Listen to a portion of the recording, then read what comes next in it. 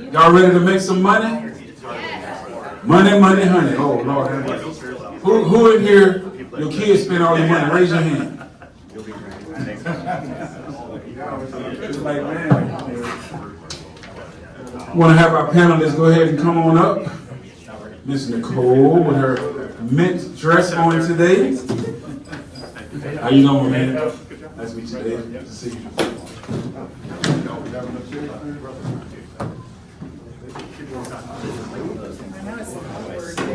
You are.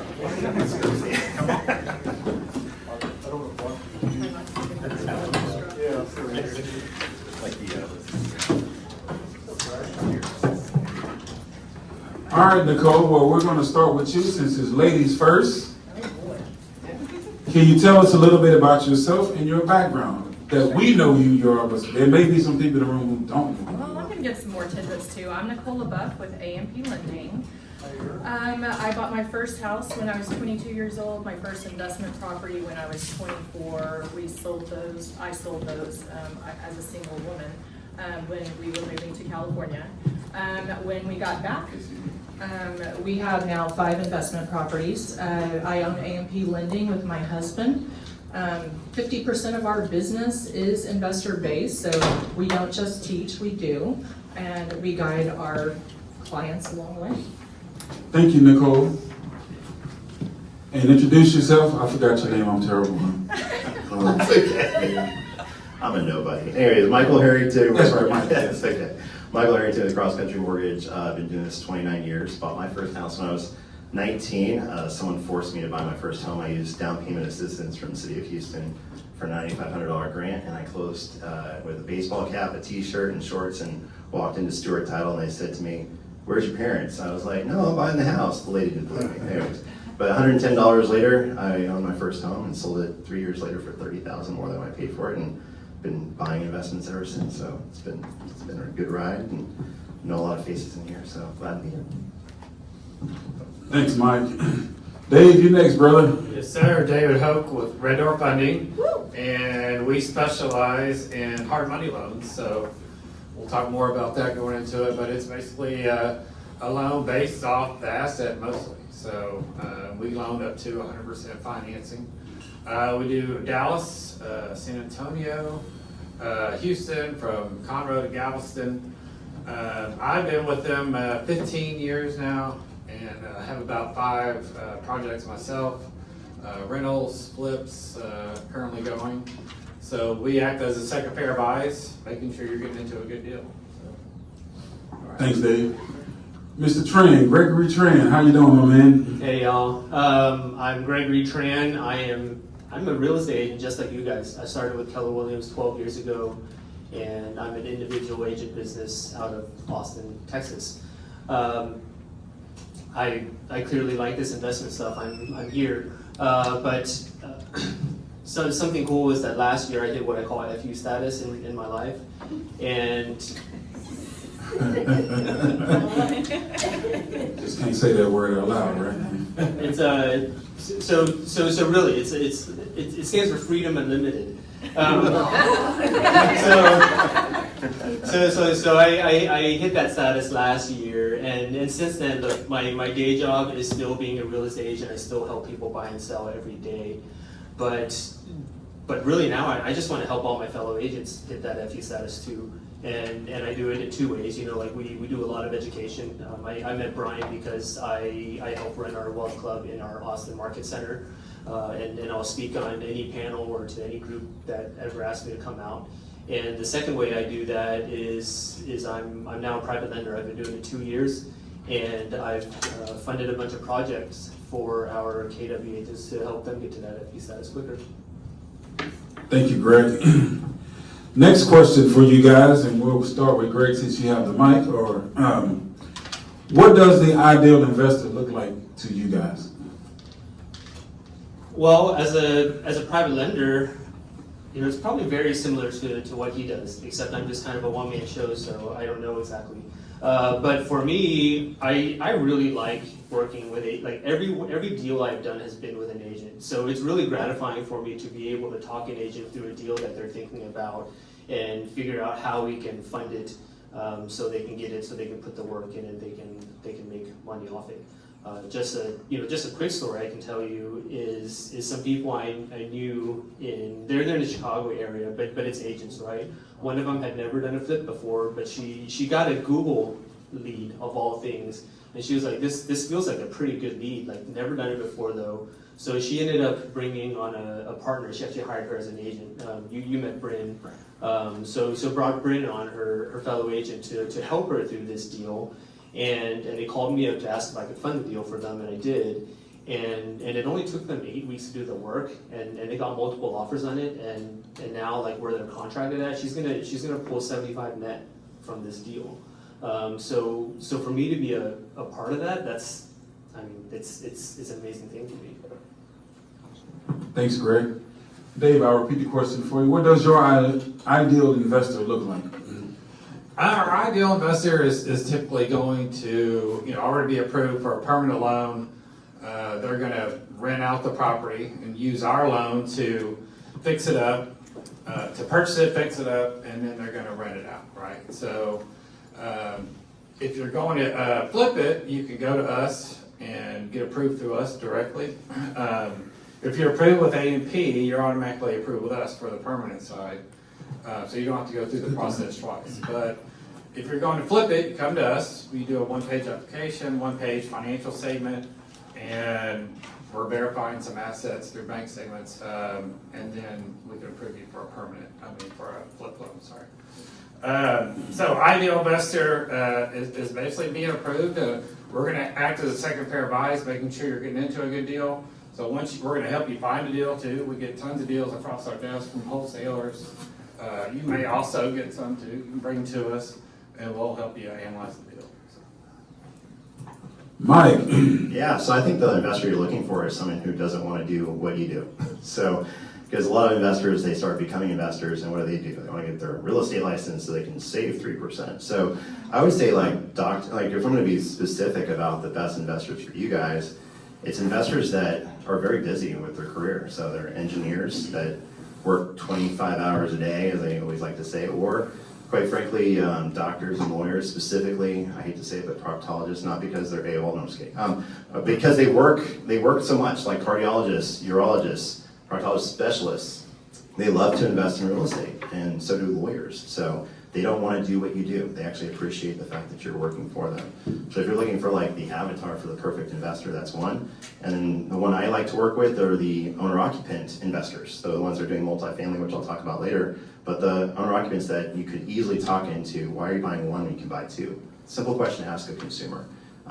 We do a lot of that with townhomes, and we actually connect real estate agents up with builders in order to work that townhome market inside of St. Louis, Houston. So I'll talk later about that as well. Nicole. Our ideal investor is, we actually go through this relationship building process with our investors to figure out what type of investor they want to be. There are several different types of investor. You may have one that wants to do short-term rentals. That looks very different from a turnkey of someone who's looking for a long buy and hold.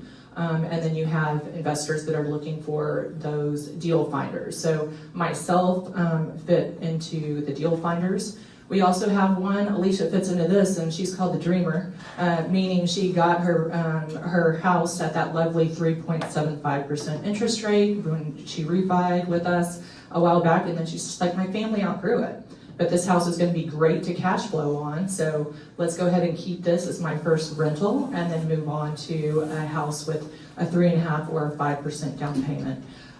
Then we talk to clients if they are ready to move forward. They have kids that are about to go into college, and rent is expensive, but you can have everybody else paying those rents for you. So like my son is gearing up for that. And he already has his credit card building that because I plan on putting him on the loan as well. Mommy and daddy will carry the money and the assets, and my boy is going to have his first property with 3.5% down. Sounds amazing. Now this next question is dear to my heart because it says, where do you see most investor deals go wrong? A lot of them start off going wrong because they don't hire people like y'all. People who are actually in here learning how to actually do this the right way, and then also having a team of people to be able to refer to. So that's where most of them go wrong that I see from where I see it at. So what about you, Nicole? Where do you think that most of these deals go wrong in? Yeah, from the very get-go. When that one will listen, like a client that listens is absolutely the best way to go. When they skip the process of talking to someone like myself or Michael and they go straight out into a hard money loan, and it doesn't have the consistency of appraisal from the very beginning to the very end, and then they come to see me and they're $50,000 under. The great thing about working with AMP Lending and Red Door is that his appraisers are the same ones that have been on our preferred appraiser list for the last 12 years. So they understand the standards of what the appraisal needs to look like. But listening is the number one key. I was just talking about proctologists, they are the ones that always get in their own way sometimes. So again, sometimes investors are difficult to deal with, but if you know how to deal with people that are more money-oriented versus emotion. So the thing about working with investors that is hard or difficult is that sometimes they are just strictly numbers. There's no emotional. So if I was referring business to a particular agent that I get an investor, I'm going to be looking for that agent that can keep cool, calm, collected during the problems, like what he's talking about. Like when things do go wrong, I'm looking for the real estate agent that's going to stay calm in that transaction, because too often realtors tend to match the emotional aspect of the client. So when they get worked up, everyone gets worked up. So I'm looking for that calm, cool, and collected real estate agent that's going to stay totally cool during the transaction. And if something does go wrong with the appraisal or if something goes wrong during the transaction that has nothing to do with us, it might have something to do with the client, might have something to do with the property, especially when you're buying distressed properties, they find out something is more wrong with the property because they're new to the whole fix and flip situation. So I would say just making sure that everyone stays calm through the problems is probably the key, is making sure everyone's on the same page and making sure we can calm that client down when problems arise. So, Dave. All right. I think there's probably a couple things that can go wrong. As Nicole mentioned, the appraisal is a big thing because we loan on the after repaired value, right? So we need to know what that value is going to be after the house is repaired. And if we don't know, as most of y'all realtors, looking at the comps online, if we can't figure it out, we can send it to our appraiser and he'll give us a verbal opinion of value, which is really like gold because it's going to be pretty much the same value when he does the appraisal. So that's a big thing. So if you're doing a rental where you're going to do a hard money loan and then refinance into permanent, you want it to be the same appraisal because you don't want that value to adjust. And if you get 10 different appraisers, you're going to get 10 different values, right? So the second thing would be contractors. Contractors will make or break you in this business. So mostly break. Mostly break, and you don't get the right one. And you don't want to pay them too much up front, right? 25, 30% to get going, and then as the work's completed, then you pay them. Never pay them 50% up front. Some will ask for it, but I would negotiate down to 25 or 30. And you want to use a vetted contractor, somebody that has a good history, good track history. And we have those that we can refer out if you don't have some. So that makes a big difference. So the contractors and the ARV, the after repaired value, are two things that can go wrong. And Dave, I think that's a very good point that you made about contractors, is that most people who are not in our industry, they get a misconception that contractors has to be licensed, and they don't. I mean, Right. your plumbers, electricians, all those people who actually have to take continuing education hours to be licensed have to be licensed, but any Joe Blow can go and put a sign on his truck and call himself a general contractor and get a job and may not know what the heck he's doing and learn at your expense. So it's good to have people that you can get good people from, because it's quote unquote they don't have to go through a licensing process like we do. Right. So And permitting. If you've got a big rehab, you want to make sure that contractor is pulling the right permits. So I personally had a deal. I thought the contract was a $100,000 rehab, a house in Bel Air I was flipping, and the guy only pulled a permit for $10,000. And so when everything hit the fan and I had to let him go, I had to go get the right permits. Luckily, it was before COVID, and I could go down to the city and I was able to talk my way out of it. But anyway, that's another thing, permits. Greg, and I know you see it a little different because you're an agent and a private investor, so I'm sure you've seen a little bit more. Yeah, if I had to choose one thing, I think the biggest mistake people make, especially when flipping properties in a market like what we have, is the overestimation of their ARV, like what they're gonna sell it for. I'm of course in the Austin market, I know that market very well. I don't know how similar you guys are to us, but we clearly kind of hit the skids a few years back, and we're very much in what I would call a buyer's market. So what I see very often is when people are coming up with those ARVs, they are looking at properties and basing what they think it's going to sell towards the top of that range. And I will say, like, hey, maybe you put out an amazing product and it will hit the top of that range, but if I was going to be conservative, I would not be targeting the top of that range. Because in a market like what we have, it's more often that you're going to miss your numbers than that you're going to hit your numbers. So considering that's like the biggest number out there, that's the biggest mistake I see all the time. Related to that is something that I call X factors. As you agents, you all know these things, right? Like the house that has a busy street behind it, or with some funky yard, or like backs to a freeway, like something weird like that. In the market of 2021, that stuff didn't matter, right? Like you knew it mattered a little bit. You're going to sell it for a little bit less, but you knew it was going to sell. In a market like this, if you've got 4 months inventory, if you're like us, you have 6 months inventory. There's a lot of choice out there, and that stuff will kill a property. Like you cannot put like a $20,000 number on it. It's more like a, hey, I might not sell this type of number on it. So I think you have to be super critical when looking at these things and evaluating this property that you want to buy and flip. Thank you, Greg. I appreciate that. It's very refreshing when you see. Thank you, Terry, for bringing these two young people with you. What's your name again, my man? Keith Cooper. Keith Cooper. Yeah. Keith just signed with the Detroit Lions. Hey, you're in the right room, man, to learn how to invest your money. And you play basketball for Rice, right? What's your name again? Kennedy, yeah. So it's like you guys are starting at an age that all of us probably wish we were starting at, and so it's like when you invest in real estate, probably 80% of the billionaires is all real estate related.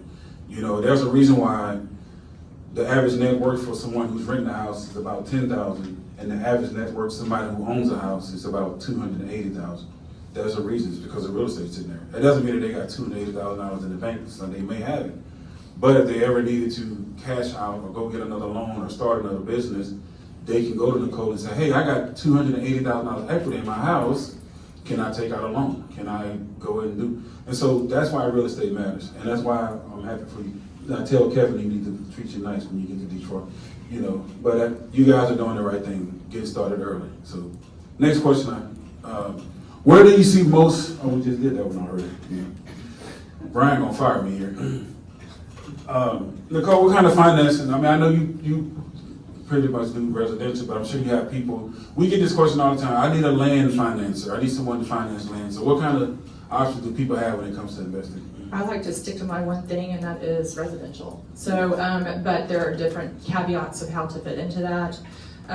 We work, again, 50% of our investors. We do all of conventional financing. DSCR, I think we'll be talking a little bit about that later. The caveat that I've seen going into DSCR for investing is my realtors. Like these last 2 years have not been pretty to us.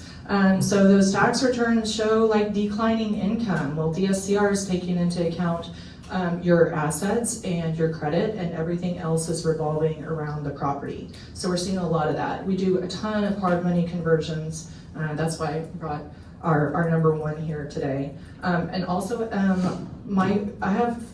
we have clients that actually get approved for the long-term financing in case a flip goes bad. And hey, are you comfortable if the market doesn't shift where you want it to, that you are going to be renting this property? And so we are kind of the safety net for that as well. Make sure you're comfortable if you're going to do a flip, that if you had to buy and hold it, are you okay with that? Obviously, investors are definitely going after DSCR, so like she said, it's a big topic right now. I would say, obviously, all the conventional FHA, VA products. With multifamily, I don't know if you guys know this, but 2 Novembers ago, you could buy a fourplex with only 5% down and buy a fourplex and live in one unit and rent out the other 3. It's called house hacking. And so one of the things I've been specializing in lately is combining townhome units together here in Houston as well as the surrounding areas. And we have now the ability to combine those units without them actually originally being duplexes or triplexes. So today I actually have a form I have to take down to HCAD where I'll be combining the properties together for a duplex purchaser. And he's only putting 5% down. He'll have a duplex at $650,000. You do a fourplex at 5% down up to $1.6 million. The QR code you guys have on your table, if you click on that, there's some financing options specifically for the multifamily option. Sorry, yeah. So are those single families that you're putting together? Yes, as fourplexes. Yes, ma'am. Separate walls and everything. So we've kind of created a little thing that no one else can do. It's the whole point of what we're doing, right? Trying to find something we can brand ourselves with. With the DSCR that she mentioned before too, you guys may not realize this, but you can put in the name of an LLC. You can't do that with regular residential real estate. So DSCR is considered a business purpose loan. You don't even have to be licensed to do DSCR loans. Mortgage people don't have to be licensed. I found that out because some lady in Florida was selling a DSCR deal here in Texas, and I was like, "You're not licensed," and she was like, "I don't have to be." I was like, "Oh," learned something new that day. She's like, mind your business. Yeah, exactly. Exactly. But you just mentioned that he's signed up for the Detroit Lions. Leonard Davis was one of my clients a while back, and he had given he was a first draft pick for Dallas Cowboys, 9 years in the NFL. Didn't retire, he had a concussion, and had put all his cash into 2 homes, his mom's house and his house in Phoenix, Arizona. And instead of getting a mortgage or getting a loan, comes to me for a refinance, has no job, his wife has no job. I had no ability to pull money out of either of those houses. He had to sell mama's house, believe it or not. A $50 million first draft pick. And unfortunately, the money got lost because of a financial institution in Dallas that took a lot of professional athletes' money. So all that to say is access is really important. So when you're talking to a client about access, the word access to funds, they're wanting to put 50%, 70%, even all cash. You could turn an all cash deal into 4 or 5 transactions by turning them into an investor. You have to think ahead. Think ahead for them. Tell the Leonard Davis story I just told you. Like, these people want to pay cash for one house. What if they put 20% down and used us for a mortgage instead? And then you started talking to them about investment strategy. You started showing them worksheets like what is on that QR code, or what she showed you for DSCR. No income, no employment. Like, think about the future transactions you have with that client. Every client represents $150,000, not $20,000. If you guys can start thinking further down the road of who that person will be for you, of the Leonard Davises, of this Detroit Lion over here, I mean, that's the thing. Like, I wish, I worked with George Springer when he was, no one knew who he was on his first transaction. He came to me 3 times. Got a mortgage, but he had a financial person advising him and advising other athletes how to invest their money, because the financial advisor said, this guy's only got 7 years.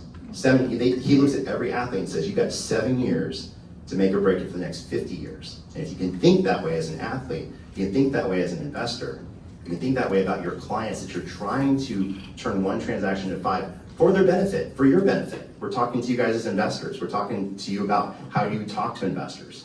Well, what would you do at age 22 right now if you could go back in time? You would become an investor, right? But you have to talk to them with that wisdom and with that mindset so you can turn that 20 grand into 150 grand tomorrow. Thanks, Mike. Dave?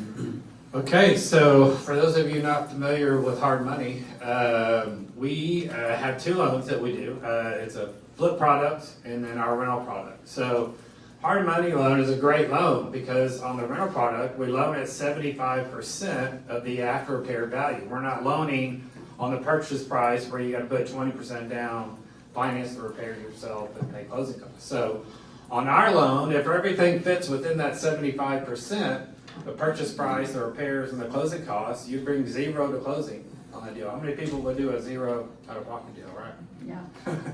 So that happens. We see that quite a bit. We're just seeing a lot, actually, and so we have a guy doing a lot of Port Arthur deals that there's money to roll in for the purchase and for the permanent loan. So 0 and 0 on each deal, it's almost a no-brainer deal.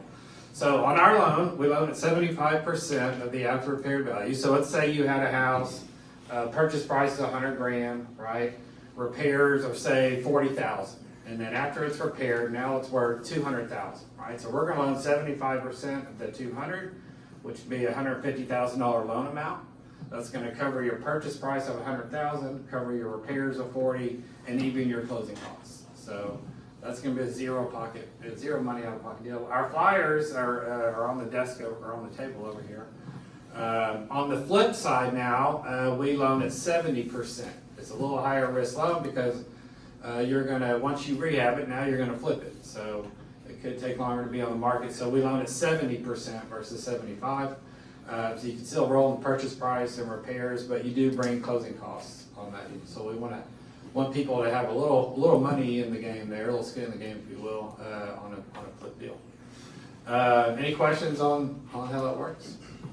I have a question for you. So I know a lot of people, because we are heavy residential, I mean, obviously, because we all sell houses and list houses. Yeah. But then there's a lot of agents that are venturing into the commercial side of it, the commercial investing, like buying it, instead of telling their clients, hey, you can just go buy a house and rent it out. Now they're telling them, well, you can go buy a commercial building for almost the same price. And so is it different financing for commercial and residential? I mean, and what does that look like? So we're only doing single family and small multifamily. We're not doing like a commercial building, where you have a convenience store, maybe a gas station or anything like that. So is that what you're talking about? Yeah, because I know personally, I have people that ask me about opening up training facilities. Just because I do commercial, I started my role in commercial, so number one, the reason I left commercial is because it is completely unemotional. Like all the investors care about, quite frankly, is the dollar sign. So I like emotion. I know it sounds crazy. I'm a weirdo that actually likes emotional clients.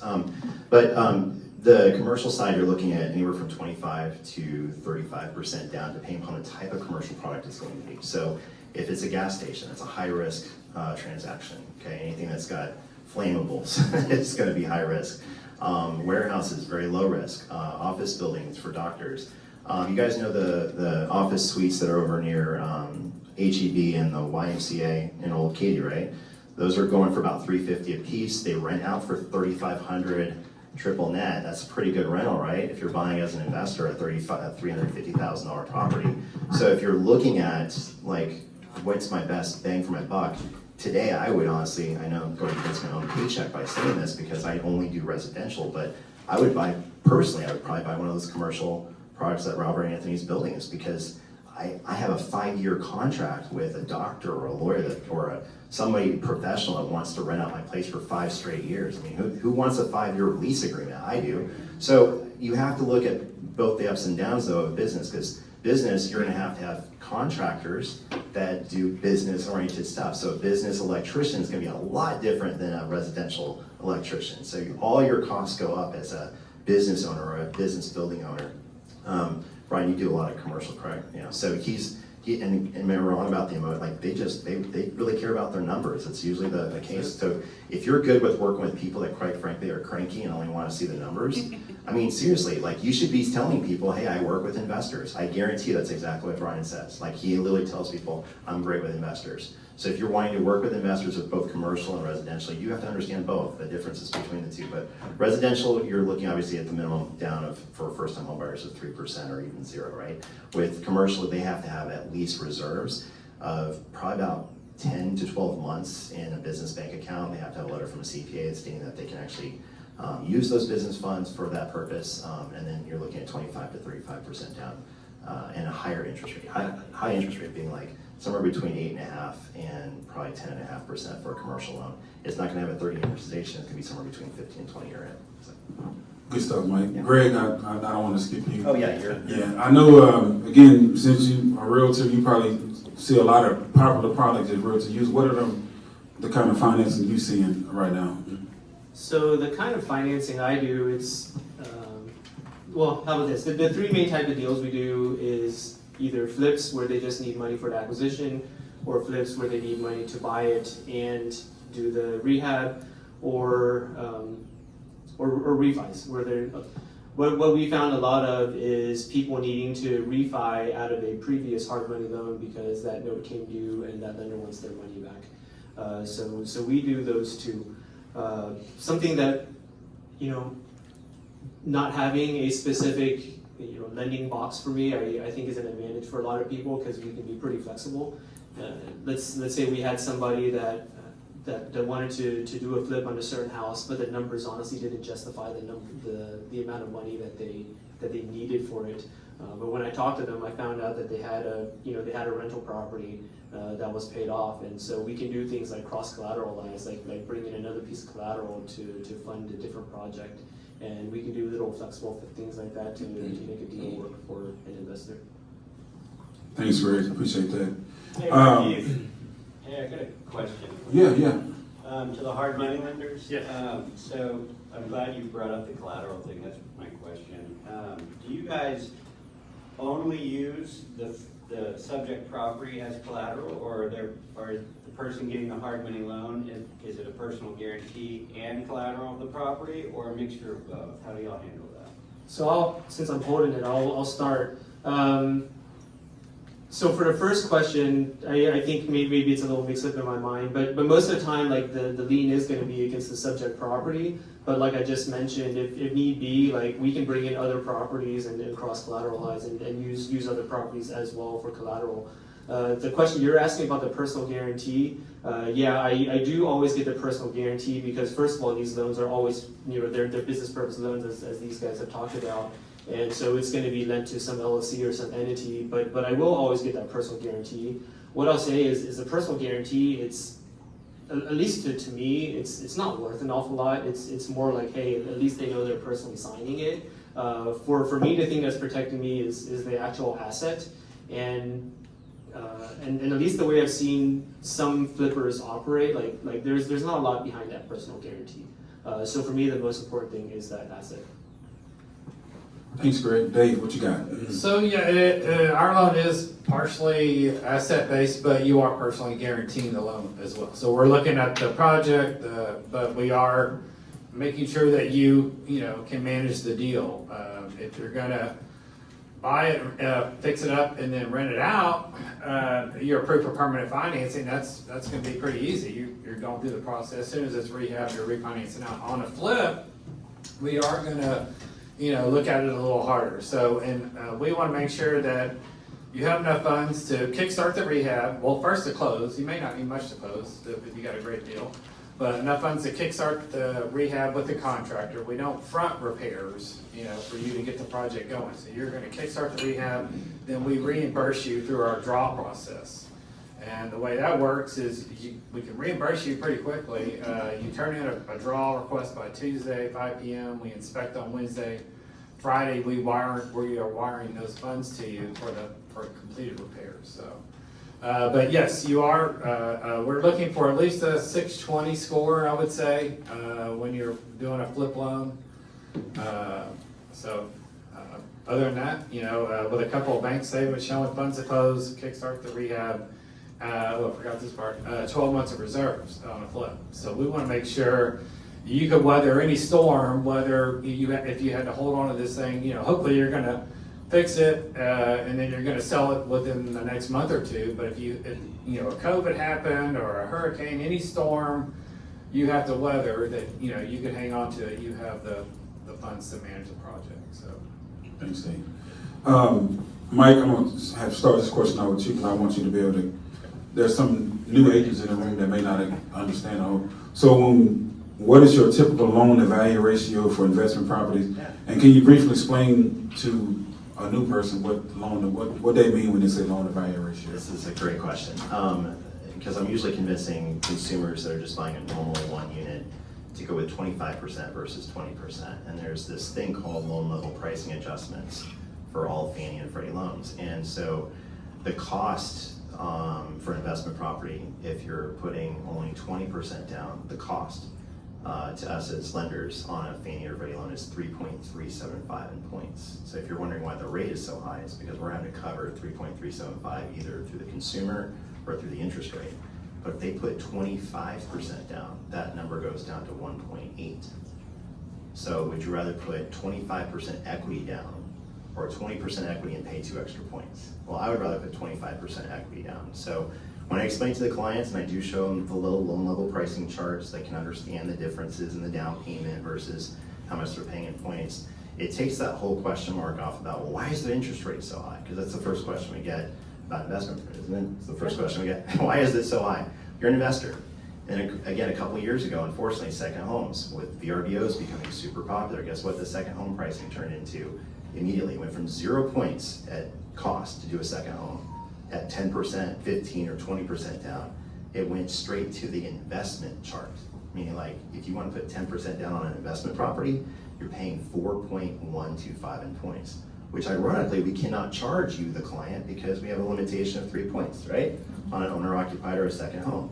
So guess what we have to do? We have to then raise the rate and possibly charge the seller 2 points, which I think I had to do on one of Christie's deals, where we had to put 2 points seller contribution just so I could do a second home at 10% down. So on investment property, my suggestion is usually 25% down, almost always. And then we can, on DSCRs, as she mentioned as well, a DSCR I can go as little as 10% down. Now mind you, the rate at 10% could make the DSCR scenario, because remember it's based off the rental income. So if you're only putting 10% down currently with a rate at at that point it'll probably be around 8%, is your rental more than the mortgage? Probably not. So then you're going down to 0.75 or 0.5%. So then you're talking about exceptions on your DSCR. So my suggestion almost always is start at 25. 30 gets better interest rate, 35 actually gets better than that. So. Nicole? I hit it. Oh, okay. Same, I'm gonna say ditto on that one. Loan level pricing adjustment is a great thing to talk about with your clients and everything. But if we're utilizing hard money or private, that LTV, that loan to value, is based on the after repair value of the home, which is why we're still going back to that original process, which means that you can be out of pocket as an investor. My husband and my goal is to be out of pocket 10% when we're looking for these. And then when we're utilizing hard money, the first thing that happens after David Hoke lends on that is that my clients can go put a rental sign in the front yard, because we're going to need that security deposit and first month's rent in order to help offset that, so that even if we're going DSCR, it's now a requirement with almost all of our investors. So you can minimize that by being the deal finder and helping your clients do that. I put how to calculate your cash on cash and 5-year equity capture here. Again, no emotions with investors. It's all about the dollar signs. That goes for your residential too. So you can minimize that, but ideally you're wanting, if it's a turnkey, 25% down, so that you keep the money, that extra 5% in your pocket versus giving it to the bank. And it's not even going to us, it's going to the bank. Dave, you having something on that? Yeah, we talked about the loan value already a little bit. 70 on a flip, 75 on a rental. We're loaning on the after repaired value, so it's not your typical. If you go straight conventional on an investment deal, you'd have to put 20% down, fund the repairs yourself, and pay closing costs, right? So on that scenario I talked about with the ARV 200, purchase price 100, repairs 40.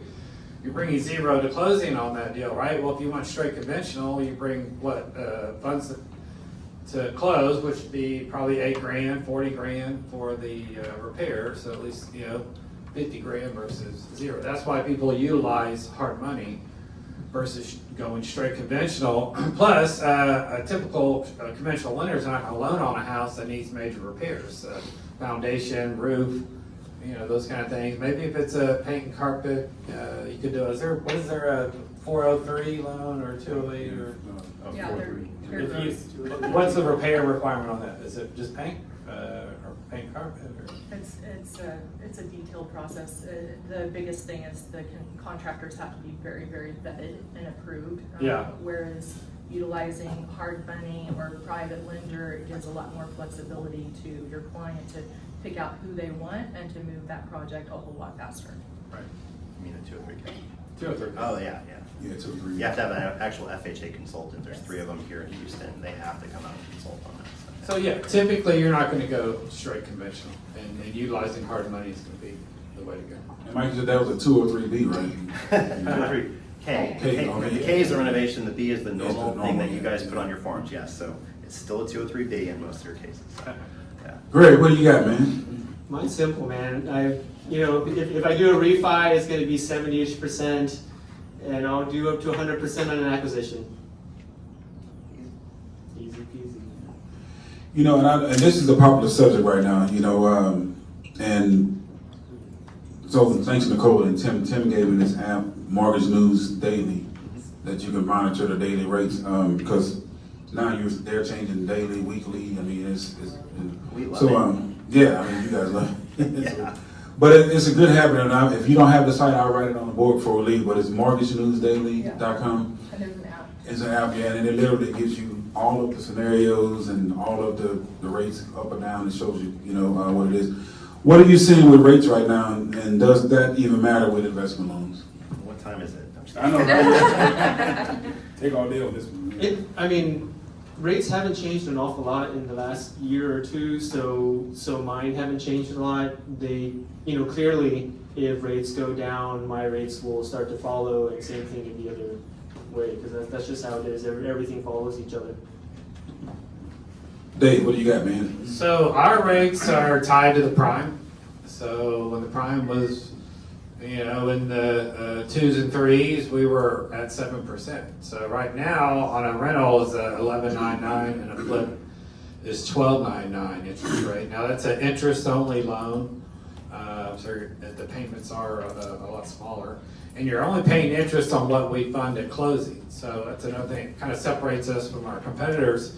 Is they'll charge you interest on the whole loan amount. So on the same scenario of 140 being the loan amount, we would only charge you interest on the 100,000 until you start drawing out the repair funds, the 40,000. So and then as let's say you did a draw for 20,000 1 month, then you would pay interest on 120 and so on. But yeah, as far as what I think rates could be going possibly down a little bit towards the end of the year.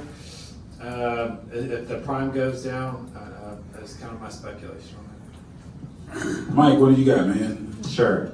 How much time do I have? No. Me too. I know. Okay, so I'll let her talk about the regular interest rates. So I'll just cover the jumbo real quick. So just because it's interesting, I just had a client who I talked out of 900,000 to go to $1.05 million with the exact same payment because the jumbo arm was 1.5 points below the 30-year fixed conforming loan. Same payment. And they were so stoked that I actually talked them up in price point. You know who else was stoked? The real estate agent. $150,000 increase in price point. Obviously more in taxes, which is always fun. Can't hide that. So right now, like the jumbo rates are hanging in the 5s on a 5 and 7 year arm. I locked somebody on $1.5 million yesterday and gave them a 5.875 on a 7 year arm. It was a house in San Antonio. I did not know there was $2 million homes in San Antonio. There are $2 million homes in San Antonio. Yeah, hey, I didn't know that. I'm just saying I didn't know. Charles Barker said all they do is eat churros. That's right. I was like, wow. I thought everything was cheaper in San Antonio. Apparently not. In regards to interest rate reduction, I'm going to say this real quick. If rates drop 0.5 point, your inventory of 10 homes will go to 1 or 2. And your over list price will go to 30 to 50,000 out of the buyer's pocket because our appraisals right now are 6 months behind, which is not good. So if you're trying to convince a buyer that is sitting on the market saying, I'm going to wait for rates to come down, great. Do you know how I sent you 10 homes yesterday? Imagine if I only sent you 1, you'd pay 30 to 50,000 over the list price, over the appraised value, out of your own pocket. So the whole 5%, 3% goes out of the window, right? They're having to put a lot more money down. So inventory lacking, interest rates down, sure. But if you're paying 30 or 50,000 more for a house, which you guys might say, oh please, Austin, that's what happened 2 years ago. Am I right? Yeah. Price points went up through the roof. Weston Homes is right now offering $500,000 to $600,000 off their $1.5 to $2 million homes in the Woodland Hills. I mean, they are taking money off their price point. So. And Mike, what people really don't realize is that, you know, and I've been saying this for years, is that the government sees how people react when money is cheap. Mm-hmm. They don't make smart decisions with it. I mean, buying a house is always going to be a smart decision, but buying a house for $150,000 over list price may not be a smart decision. But it's easier for people to make that decision if the rates are 2%, 2.5% like they were. So we're probably never going to see anything probably below 4s, probably. No. in our lifetime. I mean, you know, But because they you'll see what happens when. But you'll when refinance you- into it, right? Like Yeah. the key is buy now and then refi later. Exactly, yeah. Nicole? So when was the best time to purchase? What, 5 years ago? Yeah, 5 What's the minutes next ago. best time to purchase? Right now. Yeah. So when y'all are looking at that mortgagenewsdaily.com and trying to figure out where does that land interest rates, loan level pricing adjustment means that it's over that. It's typically over by 0.5% or so, 0.375 to 0.5, but there's more costs that are involved with your investment type of loans. One way that we have been combating that is DSCR allows for interest only, so that we can make sure that you're at least covering your PITI. For actual long-term rentals, I would discourage you from signing a lease over 1 to 2 years, because what happens in our amazing market is it appreciates, which means their property taxes appreciate greatly, and then therefore they're going to have a tenant that is paying so below market value, and there's nothing that you can do to get out. So being able to look at that, and then we entice our like, hey, we're not going to raise your rent as much if you go ahead and sign us another 1 year lease, so that we can keep management on that. I'd also say don't escrow, because you do not want an out of control escrow account with a investment property when it adjusts to the actual true market value. So I'm going to give just a little quick example of one of my favorite clients, and he shows up at my investor mixers all the time. And he bought during that most amazing time. Jerry and I did all of his loans for him. He had 20 properties. He had at 7.5%. He comes to me one day and he's like, Joanne and I are ready to retire. I want to travel the world. Nicole, will you go ahead and refi these properties for me, just 10 of them, and I want to cash out $1 million. He cashed out $1 million tax-free, and then went and put it in different investments, traveled the world, and his interest rate did not increase. That is a prime example of why purchasing now and being able to just refinance into the better rate when you're not overpaying for the property is key. You know, this is a very interesting question that's coming up next. You know, so say for instance, my man go over here, he goes to Detroit and he outplays his contract, and then the next contract he gets the money these guys get now is crazy. I mean, 4 years, $78 million, $35 million guaranteed. Then he comes to Terrell and say, hey, I want to invest in apartment complexes, and she finds him a 400 unit apartment complex for $10 million. What kind of fees should investors expect to pay? And are there any prepayment penalties or early payoff fees? Oh yeah, they can get you a prepayment. Even DSCR, honestly, the better interest rates are going to be with a prepayment penalty. I was just telling her that I usually stick to the 1 year or the 3 year declining for the DSCR. So if you're buying an investment property using DSCR or using a commercial product, they can hit you with prepayment penalties, and it's to make sure that they're going to hold on to the note for a certain time frame. The average time frame that an investor holds on to any note is 3 to 5 months. So needless to say, the investor is looking for either the upfront costs, which he has to charge points for flips because it's the only way his company can make money, right? It's because he's not going to be doing the holding pattern to try and hold it to collect interest. He knows it's going to be 3 to 6 months on average for a flip, hence the reason they have to charge a certain amount up front. Same thing applies to almost any commercial or investment product. So you want to make sure that, I guess does that answer the question? Yeah. Okay. But with a $10 million deal, it's going to be a little tricky there. So I mean, well, you don't have yeah. to. I just do Oh, okay. I was just going to say, if it's multi-million dollars, you're not, obviously there's going to be more of a fixed fee cost. I know I cap myself on how much I can make on even a jumbo transaction, so I can be more competitive on my market and give money back to the client through the interest rate reduction to stay competitive. So sometimes investors like myself, from a lending standpoint, are going to be a little bit more realistic. We're not going to charge a certain percent of $1 million versus a $10 million. It doesn't make any sense. So we're going to try and stay competitive in the marketplace and make sure it maps up to whatever the purchase is. But from like that type of complex, $10 million, well, how much would you have to have in your pocket before you can invest in something like that? Well, like 12 months could turn into 36 months reserve. Seriously, like on a $10 million deal, they're looking for 36 months of the payment because they know they can't sell that possibly again, the bank. It might take 3 years to sell that product. So they're always looking at, if we foreclose, how long do we have to hold on to it? What are our holding costs? So, yeah. Okay, so what's the question we have? Is it what fees can an investor expect to pay, and are there any prepayment penalties or early payoff? Fees. Yeah, don't worry about No. So because hard money is a higher risk loan, we're loaning we're assuming the repairs are already done. The fees are a little bit higher. The way we look at it is, okay, if it costs you, $1,000 to close on a deal that you instantly have $25,000 in equity, it's a pretty good investment. Plus, now if you're going to rent it out, you have cash flow and so on. So our fees are a little bit higher. So we charge 3 points on a deal, and then all our fees are listed. There's a processing, there's an appraisal fee. We do an appraisal on every deal, right? Because we want to make sure that value is what it is. We try to do, if you have a client that's looking for something, we can't, again, figure out what the ARV is for sure, we call the appraiser, get an opinion of value. Typically that's in Houston, Galveston. I don't have a guy doing that in Dallas yet, or San Antonio, but anyway, that's how we get our value. All our fees are listed on there. We don't have any back-end fees, meaning once you pay us off, there's not a point to pay us off or anything like that. We do not have any prepayment penalties, so you can pay us off at any time.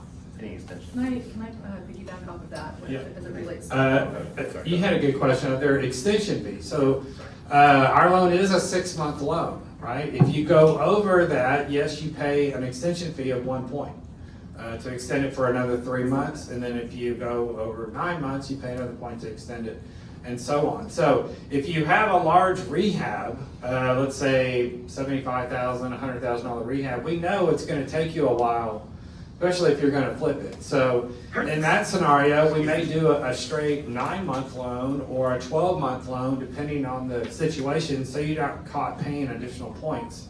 So we're going to work with you as that goes. Nicole? So as we streamline hard money and hard money conversion, which is what A&P lending does, you shouldn't be coming out of pocket again when you go to close your refinance with us. So that's why that consistency in the appraisal is so very important. And Red Door, and we are very transparent of what that looks like from the beginning, so that you understand what your end number is going to be. And to his credit, I've never seen a hard money lender put their fees on a sheet, so that's really awesome. So that's awesome. I'm sorry. Greg, what you got, man?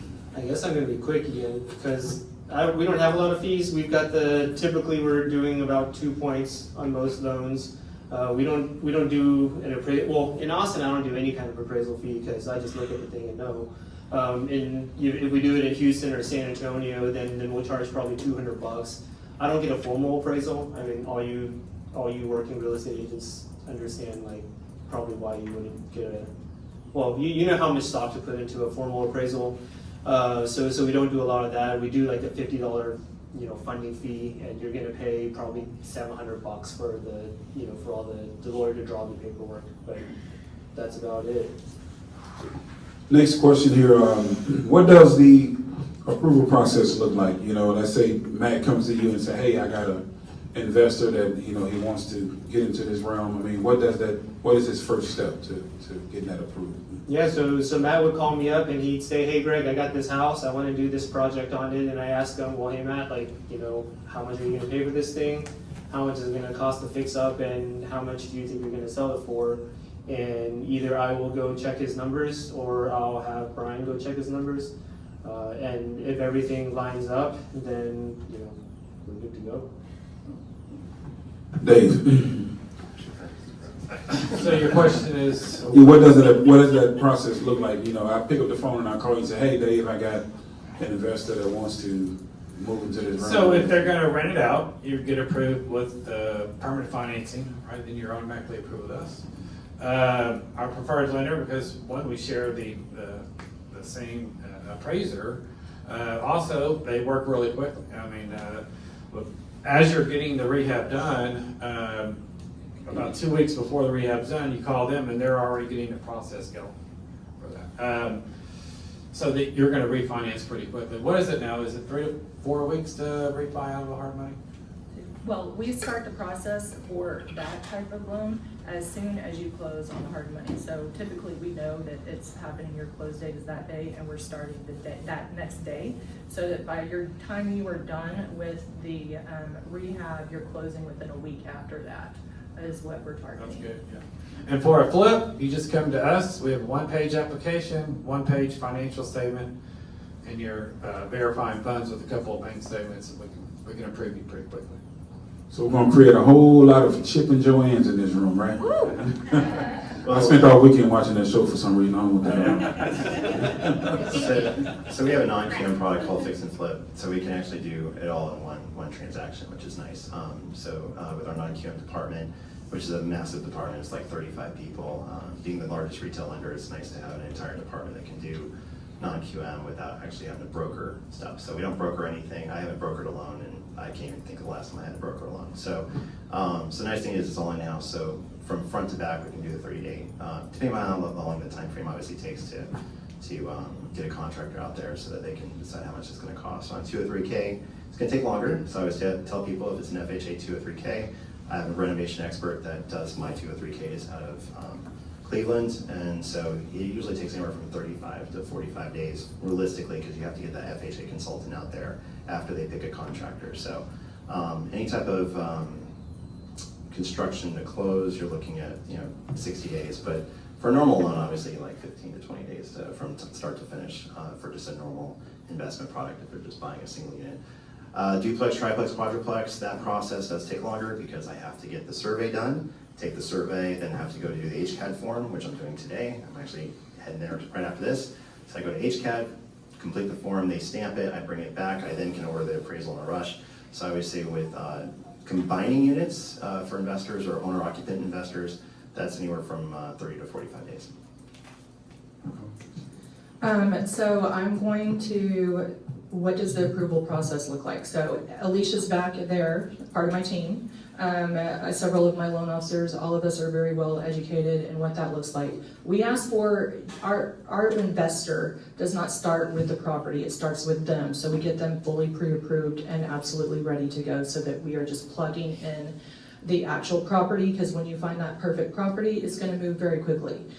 With that, I will say that the 12 years that AMP Lending has been in existence, not a single one of my loan officers has lost earnest money for our clients. Now, that's not to say something doesn't go wrong with an appraisal and those things, but earnest money is protected, and we coach them on how to do that. So our pre-approval is super duper solid, which is why Hoke will just say, okay, Nicole, Toby, Alicia, is this one good to go? And we share that information to streamline it with your clients so that you can have a very streamlined process. That yields where we can close loans in 2 weeks and DSCR in less than 30 days, with an average about three weeks, depending on how willing and compliant your client is. But we try to ask for all those lovely tax returns and divorce decrees and everything up front so that we're moving fast and disclosures are going out that first day that we have the contract.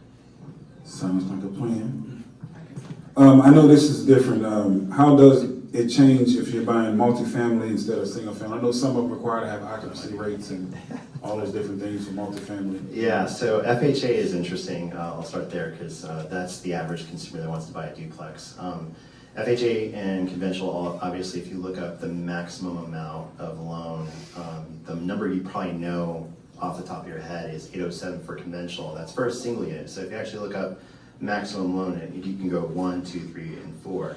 4 is the maximum that you can get for multifamily before you go commercial. So if it's 5 units, I know you guys heard the news about the whole lady that claimed that she had a 4 unit, but she really had a 5 unit, but she did a 4 unit because I think it was the AG of New York or something that claimed that she had a 4 unit. It was actually a 5 unit. That actually was technically a really serious situation, because if it had been a 5 unit, that's commercial, and she would have had to put 25% down. She would have had to do a lot. But because she claimed it as an owner-occupied 4 unit, which is residential, she may have put as little as 5% down, said that someone lived in the house, and then claimed it as their own deal. So with multifamily is really critical. I'm going to say this really, really slowly. You have to live in one of the units. I cannot count the number. Probably for every call that I get that's a real duplex, triplex, quadruplex, I also get a call of, well, what if I just put my mom's address. I'm like, no. You So you're gonna lie to me right now? Right. I'm like, no, I don't want to be the AG getting arrested and stuff. So, I mean, there is literally major fraud when it comes to multifamily, and so I have to carefully make sure we are putting a real live person in that one unit. Even the latest one, the one I'm taking that form back to HCAD for, he was like, well, can I rent out this to my business? I'm like, no, dude, you have to move from your house in the 5th Ward to this one off of West Tidwell. You have to live in the product. You have to move all your stuff to this house, and you have to live there. You can keep your other place as your business, that's fine, and have your office space there. But you have to physically live in here. If you don't live in here, I'm going to come over there and punch you in the face. He's a friend of mine, so I was like, no, you really have to live in the duplex to make it a duplex. So you can buy. By the way, DSCR goes up to 4 units as well. So you can do DSCR up to 4 units. I had one for actually the builder that I have on the QR code. We actually had 2 buyers buy 4 units using DSCR. The interest rate was just about a quarter point higher for DSCR up to 4 units. So they can buy like one transaction, one set of closing costs for 4 units. That's brilliant, right? And we combine all 4 units using HCAD and City of Houston. So that's multifamily. So. Michael, is that for the life of the loan if you have to live there, or is there a certain No, period? good 1 point. year. 1 year minimum requirement. That's the house hack, right? You buy a 4-plex, live in it for a year, then you can go and rent that unit out, and yeah. So that the whole house hack thing is to be able to buy. If you're 23 again, I would. If the rules from November changed back when I was in my 20s, I would have totally done this because it's a brilliant idea. So that's back to the tie scenario as far as putting your college kid in there and having 4 units, and that's something that Alicia and I do on a daily basis as well. And you're going to be putting down 3.5% to 5% on those. We actually have a DSCR product that will go up to 10 doors, 10 units. So that's pretty cool too. And then.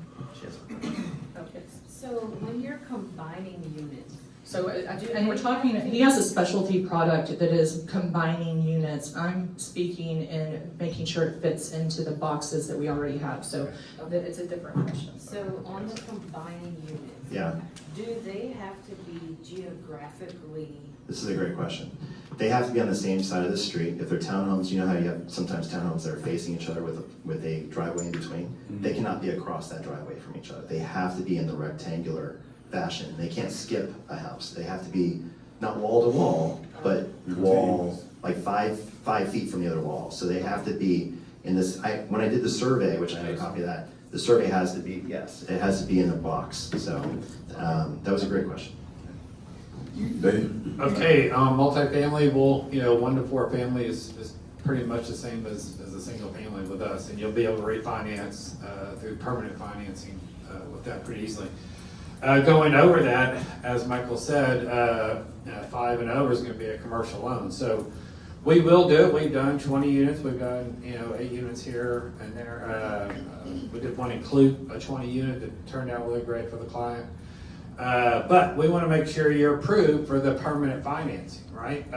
So if you're approved for commercial financing, we will do a hard money loan on the project, typically at 70% of the after repair value on a multi-family commercial. Greg? So I'll do residential loans up to 4 units, and it's pretty much the same as a 1 unit. It's good. You guys have all talked about DSCR loans. Yeah. I mean, DSCR is typically what, 1.25 or something like that?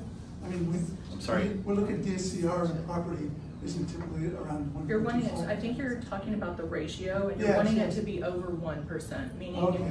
you're covering all of your principal, interest, taxes, insurance, HOA through that it's at least 1%, which is the deal you would be looking for anyways. Okay. Yeah, I mean, we can go as low as any number. It just depends on how much higher the interest rate will go and how much more you have to put down. I see.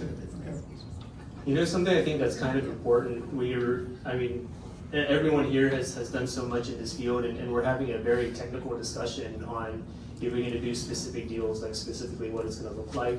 I do think it's important for real estate agents especially to zoom out and look at the big picture. The little stuff matters, but if you look at the big. Do you ever acquire title companies that you have We to have close with some or that to are make that investor happen? friendly, we like to say. Yeah, and that's Fidelity is who we typically use. But you can, if you have somebody you want to use, you can use them too. But These guys are very responsive, and they can get a title commitment usually within 5 days. So I work with investors a lot. I'm an escrow officer for Tran. The fastest file I closed was in 2 days. And we like those. Yeah. Yes. So, that's if there's no HOA, right? So typically HOA is really the one that's holding us back from closing so fast, but we can do it in 2 days. Well, Speaking, oh, sorry, go ahead. I would say the deals we're running into are usually estate sales, or that's how you're getting these deals at a great bargain, right? And so what sometimes holds up deals, title, you have many heirs, right? You've got to track down, or there's liens, or one thing or another. So that's what holds up deals typically, is those kind of things that hook up. Well, thanks to Frontier, December 31st, 2023 was a Saturday, I might add. And we got the deal the day before Christmas. So that was 6 days. DSCR. The accountant insisted we had to fund it by the 31st of 2023 for him to get the tax break that he was trying to give to the client, who was one of my past clients, Mr. Yacklin, and we closed that DSCR in 6 days. And I posted on Facebook, there's proof. I was like really excited about that. So that's the fastest I've ever closed DSCR, thanks to Logan at Frontier. So average is about, we can close as fast as 2 weeks. We have That was those the- always fun, lovely, fun stories. I'm actually gonna speak a little bit to the title, because what we forgot to tell you is that we close with a title commitment, because there's nothing worse than having a client coming to us after he's already closed on the loan and finding out, and this happened to one of Toby's clients, found out that there was $1.5 million of liens on his property, and now they are attached to the property that he purchased. It is worth every penny to have title insurance and insure that. And then when we go to refinance it, it is actually a heavily discounted policy, because they are only piggybacking off of from when you purchase that investment property to when we're refinancing it. So definitely it's worth making sure you follow the process. Gotta follow the process. 40% credit. Yeah. And the title company matters. I've been watching this story back in my hometown in Zachary, Louisiana, where this guy owned this land. He got it passed down when his parents passed away. And come to find out, the guy next door bought the lot next door, which he was supposed to be building a house on the lot that he bought, but he built the house on the other guy's lot. So, I mean, the guy goes out there, he comes to town, he goes over to look at his land and realizes there's a whole other house on his lot, so there's a big dispute. Every extra is in Louisiana. Yeah, well, Louisiana's a little different. So, yeah, and then come to find out that he had a mineral rights, I guess like a gas well or something that these people have been collecting money from for years. So it's all on, so it's just a title company matter, so make sure you get all that stuff done up front. Greg, did you have anything on that one? Or you good? I'm never going to be the bottleneck on your closing. Is there a minimum or a maximum loan amount for investment deals? I mean, that makes sense to you guys, they gotta be at least, Nicole? I'm gonna have to say that there is a minimum, because once you get into the lower thresholds with conventional underneath 80, 80,000 is not gonna fit into compliance. You can do, $2-3 million on DSCR. So it's a wide range, because the hard costs are still there when you're talking about an $80,000 loan, and then we have to still make sure it's passing compliance. So that becomes a big deal. Yeah, I agree with her on the minimums. Usually if people are like talking about buying a mobile home, single unit, $30,000, I'm sending them to Chase. I'm sending them to you. Oh. Now you know where you get them from. I am not taking that yet. We got staff to pay, and so I'm just honest with the client. I'm like, look, I've got bonuses that are per file, and I reach a threshold at around 75,000 or under that it just doesn't make sense for me to do the deal, but I will send them to a banker friend at Stellar or at Prosperity who do those types of products, or Frost. I've got great people at Frost that'll do that, and they get bonus based on unit. So that if it's a $30,000 unit, that banker doesn't care. You are dealing with a banker though, so I always explain to them, look, the service level of bankers are bankers, mortgage people are mortgage people. So I just set the right expectations for those lower end deals, just to make sure that they know what they're playing with. And that's a loan level pricing adjustment too. It's not meaning that his bank or our company is taking that money. It's because at 100,000 is really the threshold. Yeah. There's a hit, and it's a sizable one. It is. So yeah, our minimum I would say would be close to, you know, what you're gonna get conventional, 75 to 80, because if you're gonna sell it, somebody's gonna have to get a loan for it at 75 or 80. And if you're gonna refi it, your loan needs to be 75 to 80,000. So I would say our minimum is probably, you know, right around there, 75, 80,000. On maximum, I mean, we've done $2 or $3 million deals. Typically, I would say probably $1 million is our max. I mean, we will go higher if the borrower qualifies for the deal and we like the deal. But I would say probably about $1 million.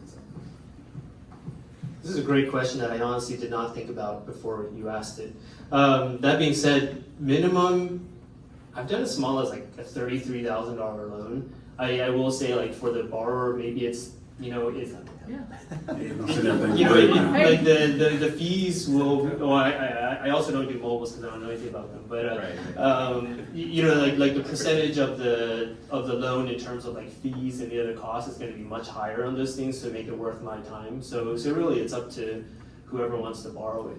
On the high end, you know, since I'm self-funded, I do have a maximum. I'd say like with flips in general, like I'll say I prefer like median and down type properties. I just think they're easier to sell. So like median and a little bit higher than that. Like I've done up to like around a $600,000 loan, and I'm pretty comfortable there. I don't think I'd do $1 million loan, but I don't have like a line in the sand. 2 more questions, then we'll take questions if you guys. Can you finance properties held in an LLC or any other business entity? I'll only loan this to an LLC. It's just an extra layer of protection to make sure you're doing a business loan and not some crazy consumer loan. Okay. So we'll go either way. You can close under your personal name or an entity, LLC, whatever. For owner-occupied second homes, it's obviously personal name or living trust, as residential loans are required to. DSCR, investment property, you can put it in the name of an LLC, and there's some stipulations about how that's carried and so forth, but you can put it in a business name. Nicole? Correct. Last question. You know, what is the best way for a newbie to get started? I mean, I know we may have covered this, but someone who I think just, you're like looking at Alicia, them. yeah. So, I mean, the first step is getting pre-approved so that when you do find the right deal, you're able to move on it. Understanding how to calculate cash on cash and 5-year equity capture. You as an agent, there's things that I need from you for me to help you with those numbers. I need to know what the acquisition price is, the after repair value of the home, the how much you're budgeting for your repairs, and then the rents in that neighborhood too.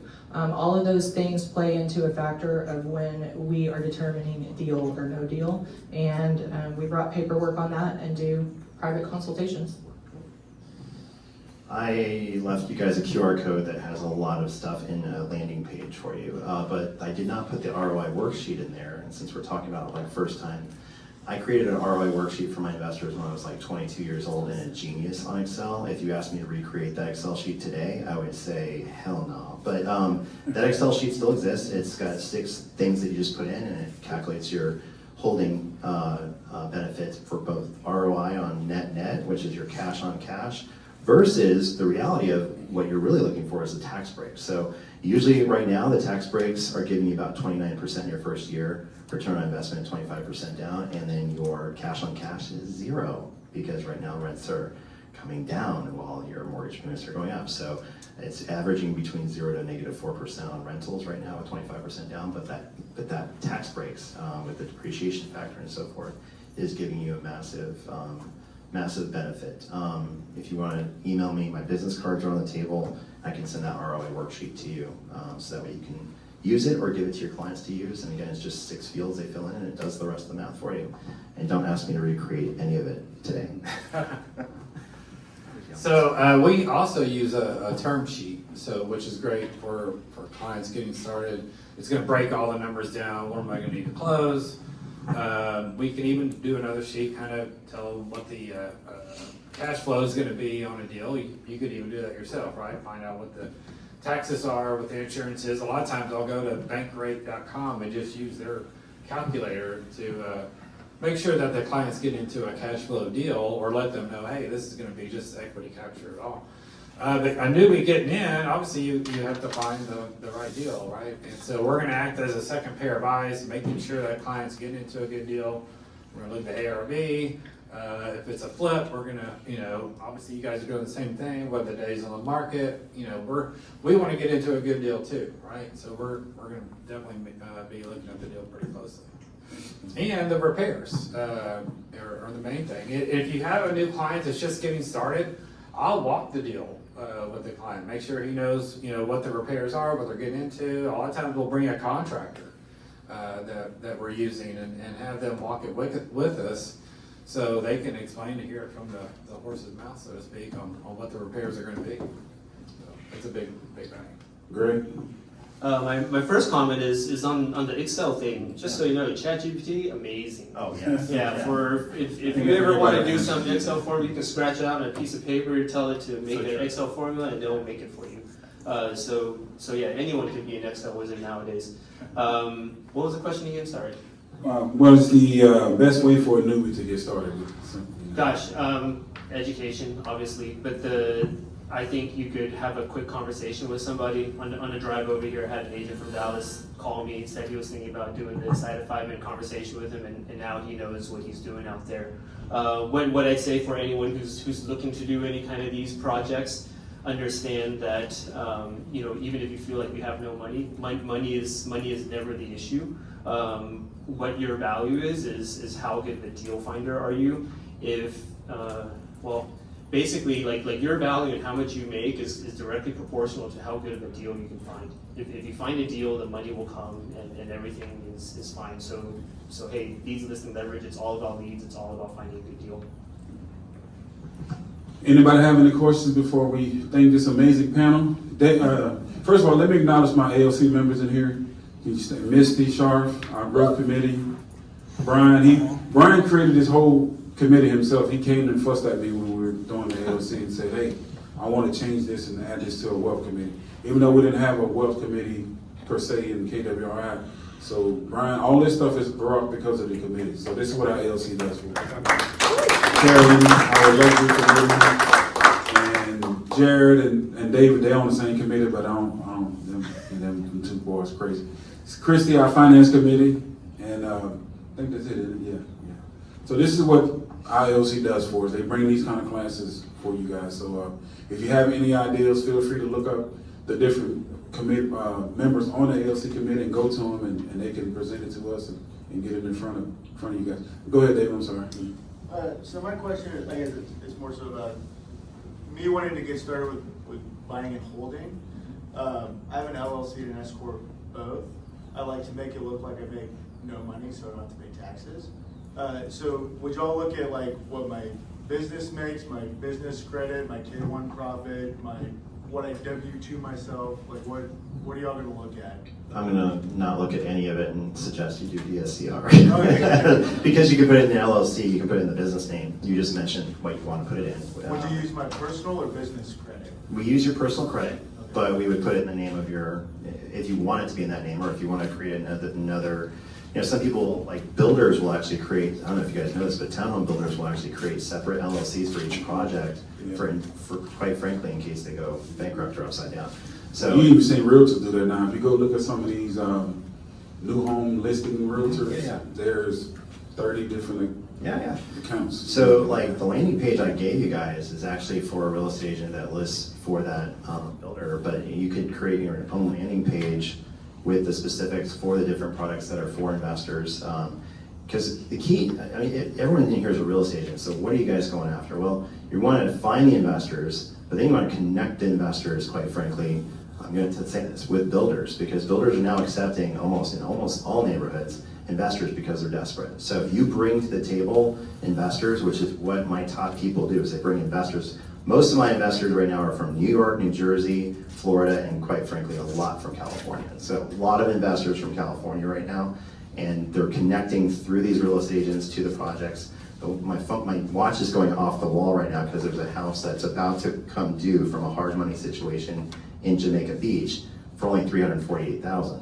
They're trying to sell it for $450 just to make a little money on it, but they might have to go down to the number because it's the note's due and payable. And because of my connection with Stellar and with Prosperity, this one's at Stellar, I was able to get it extended for a week. But during that week, I'm interested. I don't know if anyone else wants to go with me on this beach house, but it's on Jamaica Beach for $348,000 to get them out from underneath it. I'm not supposed to tell you that. It's supposed to be sold for $450, but it's worth $600,000. It just needs a little bit of finish out with some appliances. So when you guys come across projects or people contact you for projects, that is an opportunity for you to connect those and network those to builder operations and builder scenarios to try and get listings in the future from builders. Because who here would love to have listings from builders, especially the big Everybody in here. Everybody in here, okay. I'm speaking to you. So if you're wanting those connections, having the right people on your panel is really critical to also networking further with those builder operations. So. Yeah, you mentioned, Greggory, just rules of thumb. For example, you said, I think that ARV, the most common problem is overestimate, right? Yeah. Any rules of thumb there that you try to use to say, okay, this may seem reasonable when looking at ARV? And you start Bring a GC with you, or I don't. okay. Yeah. Only if you're a newbie, would you yeah. have a GC? For if we talk about like where in the range, like typically when you're looking at the ARV, you will find a few different properties, and you'll have like a high and a low range. What I would say is just never use that high range. Be conservative and aim for the middle or below. And if you can make the deal work there and you hit that high end number, awesome. You'll do much better. But I'm just always worried about the risk of loss as my preventing that is. I don't like losing $1. It's so freaking hard to make $1. So you're talking down the wholesaler from his price to a more reasonable price? You if no one buys their stuff, you can hammer them down as hard as they'll go. But if their option period is coming up, in real estate or in investment deals, you do whatever you can to get the best price you can get. Everything's a negotiation, man. Marty? Yeah, Brian, I just want to say thank you for bringing this amazing panel. Yes. Number one, thank you all for being here. In the past I worked with Tim Soika of Tim Cell, and his joke was always he would have investors call him and say, Tim, I need you. You got to find me a property, the best property possible at the lowest price possible, that's going to make the most net possible in the shortest amount of time. And Tim would say, I will absolutely call you when that property comes available. I will call you and tell you I bought it. Yes. Right? So a lot of times, and I see it on the forums, people are like, hey, if anyone has a great flip that someone can make a lot of money on, call me as an investor. I want to challenge you all to be that investor, right? Like, I hope you learned a lot from this panel that we work with clients, but I think, Greg, what you said resonated with me as well. When you help that investor purchase that property, you're making, all commissions are always negotiable, but roughly 2.5% to 3%. What could you have made on a standard investment, right? And maybe that's the percentage that you guys share when you're seeing your investors be done. They bought it, they flipped it, they moved on. What is that average percentage? And I know it varies per property or per project, but what are you guys typically seeing that an investor can stand to make percentage-wise of their purchase price when Well, they're done? how long would they hold it? That's the question. Yeah. So I have an investor in Dallas, that every 6 months, same zip code, practically the same streets. He's basically creating his own monopoly board. He's one of the designers for all the Highland Park homes. Like he's an actual designer. And so he has him and his son-in-law doing this. And I would receive like the paperwork for the contract in a manila envelope every 6 months, like clockwork, as he'd buy them and put a 15-year note on them with the hopes that by 15 years from now, or maybe 20 years from now, he's gonna have 20, 30 properties. My best investors were consistent, like just consistency. Mrs. Wallace, she lives currently in Scotland and in the Netherlands. And the last house she bought in the Netherlands, which is in like really downtown place, it's like 10 feet wide, $5.4 million. She sold 4 of her properties here to buy that property cash, because I told her I can't do a mortgage. And she is consistent. She would buy property every 6 to 12 months here in Houston, leverage herself. She worked at Technip. Her husband worked at Cameron, is that the name of it, or was that right? Okay. So they were both engineers, and he still works, which is ironic. And she manages 29 properties here in Houston from the Netherlands. I keep telling her she's crazy. She needs to hire a management company. It's all she does, though, is that. And so their net every month is $75,000 from all those properties. Net after taxes, insurance. She's got a worksheet she sends me. Imagine if you had that coming in, and you just know it's going to grow over time. But consistency is a thing I don't see from all my investors. I only have 3 that are extremely consistent, and they're all very corporate. Like, they come from a corporate background. So the other thing I forgot to mention, like, I used to teach a class at Quad C up in Dallas, and I would get like the individual guy, and then I sometimes get the individual girl. But when I had a couple, I always had what I called the jumper. You know, somebody would jump in the pool without seeing if the water was there, and then I'd have somebody that was doing the pH level testing. The thing is, you have to have both to really get a good solid investment strategy going with a couple. If it's a couple, you're going to have more consistency of someone actually buying something. When you have that person that's doing just the water testing, like, I want to find the perfect pearl, like you mentioned, that's the people you kind of want to avoid, because we tire kicking all the entire time. And I'm sure you guys have had tire kickers. Okay, you'll show them 93 houses and yeah, can't find a perfect. You got to have that person that's going to also jump. Like, I hate to say it, sometimes it's great to have spouses that are on the same page. Good luck with that. But I mean, if you can get the opposites attract couple that, like, one jumps and the other one's like, but did we jump on the right one? That's fine. But you got to have someone that's willing to jump in. So I'd say we teach a class on this, how to purchase 10 properties in 10 months.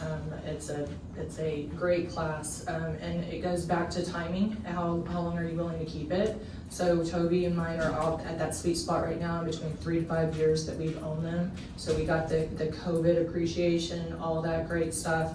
And so and it's about consistency. Hoke and I see repeat clients again and again and again, because there isn't a limit on it, and they're building their generational wealth for them and their families. And then they throw them into 1031 exchanges and then go and do it all over again. That's creating a network for you to be able to take one investor, and the sky's the limit as far as helping them re-ante up. Hope, you want to say anything about that? Sure.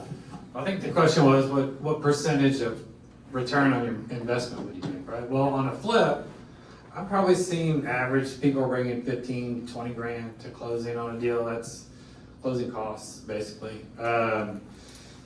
And then at the end of the day, you know, it depends on how long you held it, right? So let's take, typically it's 6 months, maybe 9. You know, they're probably making, if they brought 20 grand, I would say anywhere between, 40 to 60,000, right? So that's minus realtor fees, holding costs, and everything. So it was 40,000, you make 100%. 100% return on your money. If it was 60, it's 200%. Who would do that, right? When your 401k is paying 3%, or I think mine's at 2. I don't know. It's down. So yeah, real estate's a huge return on your investment. Now, if you held on to it for 12 months, that could be maybe you're breaking even. If you went on overages on your rehab, you got in there and you're, I think I'm going to redo this. So you got to be careful on that too. If you're going in for a flip, go ahead and put some cushion in there for overages for sure. All right, Greg, you got anything before we close you guys out? I know you guys are on a time limit, so I want to respect your time. You have anything? I think it's similar to what he said. I mean, if you're selling something after you flip it for $400,000, I think it's pretty common for a flipper to make $30,000 to $40,000. If it's a good one, they'll make a little bit more. I think he alluded to something very important. Earlier we talked about something that like things to watch out for, and I think another thing that people forget sometimes is the holding costs on a property. Like if you are doing a flip, those holding costs are a lot between your hard money loan, your insurance, the taxes people forget to account for, all that kind of stuff. And yeah, in insurance, I mean, I think in Houston you guys all have like this flood insurance thing. So that's something that when you're doing a flip, every single day costs you money. So you want to be efficient, and you want to get in and you want to get out of deals as quick as possible. Let's give these guys a round of applause. Man. This is kind of stuff that separates you guys from the competition, is that you're investing in your time. So thank y'all so much. Thank you, Mike, Nicole, Dave, Greg, for taking the time to do this. And Brian,